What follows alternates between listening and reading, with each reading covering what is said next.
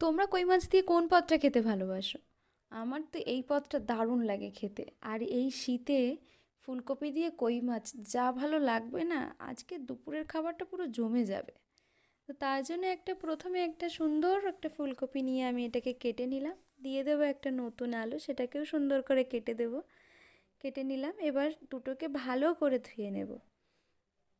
নিয়ে কড়াইতে প্রথমে দিয়ে দিলাম শুধু ফুলকপিটাকে, এটাকে ভালো করে লাল লাল করে ভেজে নেব। নিয়ে কড়াইতে ওই তেলের মধ্যেই দিয়ে দেব আলুটাকেও, দিয়ে আলুটাকেও সুন্দর করে একদম লাল লাল করে ভেজে নেব। দুটো সবজি আলাদা আলাদা করে ভেজে নিয়ে তুলে রেখে দিলাম। দিয়ে দেবো কড়াইয়ের মধ্যে এবার তেলে রসুন কুচি, পেঁয়াজ কুচি, টমেটো কুচি আর স্বাদ অনুযায়ী লঙ্কা, কাঁচা লঙ্কা এখানে আমি ব্যবহার করেছি। দিয়ে দিলাম লবণ, হলুদ আর গ্রেট করা আদা। দিয়ে দেবো এর মধ্যে কিছুটা ধনে পাতা, দিয়ে ভালো করে এটাকে ভেজে নেব। নিয়ে ভেজে রাখা যে আমাদের ফুলকপি ছিল আর আলুটা ছিল এর মধ্যে দিয়ে দেবো আবার। দিয়ে সেটাকে আবারও সুন্দর করে একসঙ্গে ভেজে নেব। নিয়ে দিয়ে দেবো এর মধ্যে এখন পরিমাণ মতো জল।